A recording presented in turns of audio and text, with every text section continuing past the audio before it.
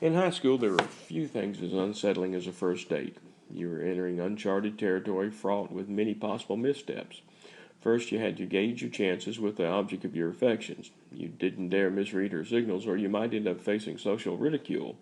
The old "can you believe that he asked her out" reaction, like you were trying to move out of your caste or something. Crashing and burning would take on a whole new meaning, and you might as well ask your folks to send you off to military school. Once your target was selected or cut out of the herd, you had to decide how to broach the question to her. If you had mutual friends, you could enlist them as intermediaries to handle the delicate preliminary negotiations. If not, you had to face butterflies the size of buzzards in your stomach and ask her yourself. So, with sweaty palms, pounding heart, and quaking voice, you looked soulfully into her eyes and asked, "So, would you like to go out sometime?" Now, even if you had pre-qualified your prospect, you were still on the edge of cardiac arrest until she smiled gently and said, "Yeah, but what took you so long to ask?" After you stopped turning mental cartwheels, you had to decide where you were going to ask her to go. Ball game, movie, church function. That always lulled the parents into a false sense of security. Dinner, or D, some of the above. It was always prudent to get her input. You didn't want to ask her to a football game in early September when it's still hot if she had sweat issues. And slasher movies were out if she had a weak stomach. There was no sense in wasting money on dinner if she was going to toss her cookies at the first sight of blood.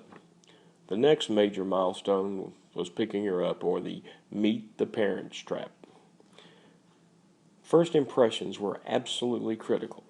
Unless you had grown up in the neighborhood, had helped her dad around the house, cut the grass, or were the boy next door, you were going to initially be viewed as a potential rapist. So you had to dress neatly, hair combed, smell nice, but not like you had bathed in brood. Causing asphyxiation in her mom or triggering her little sister's asthma was never a good start.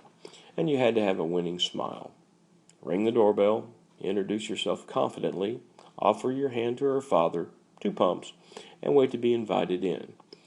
After an uncomfortable pause, he would eventually ask you in and offer you a seat on the couch of inquisition. You wanted to be pleasant and polite, but not oily like an Eddie Haskell. "My, those are lovely pearls, Mrs. Cleaver." Then the dread words, "She'll be down in a minute." Great. Now your life history, all your hopes, plans, and dreams were fair game for a man who was defending the honor of his beloved daughter. As the background check wound down, you could sometimes bleed off some of the tension by asking, "What time would you like her home tonight, sir?" Now, the answer he wanted to give you was, "How about right freaking now?" But it was usually 11:30 or 12. At that point, she would drift into the room like an angel, and it would all seem worth the trial. So you walked her out to the car, making sure that her folks who were peeking through the curtains saw you open the door. You got in, buckled up, sedately drove off for a night of romance and magic. Well, magic if you didn't spill anything, get lettuce stuck between your teeth, or any other number of pitfalls and pratfalls. Then there was the dilemma of putting your arm around her, kissing on the first date. "Oh, I'm not that kind of girl." Or nonchalantly leaning against the front door jamb and ringing the doorbell. So, wrap it up with a chaste peck on the lips, a hug. She smiles and said, "I had a wonderful time. Let's do it again." And she walks through the door. And you?